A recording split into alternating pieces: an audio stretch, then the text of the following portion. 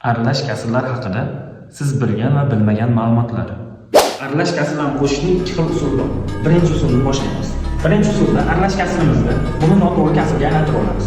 Ya'ni mahrajini butun qismiga ko'paytirib, suratga qo'shib olamiz. Birinchisi 9 taqsim 4 bo'ladi.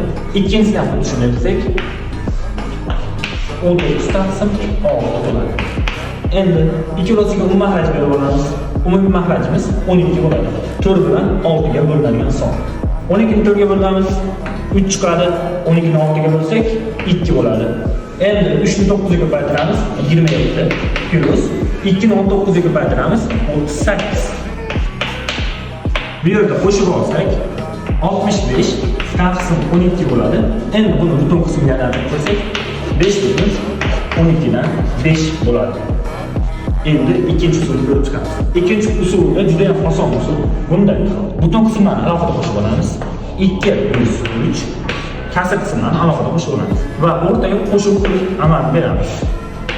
1 taqsim 4 plus 1 taqsim 6.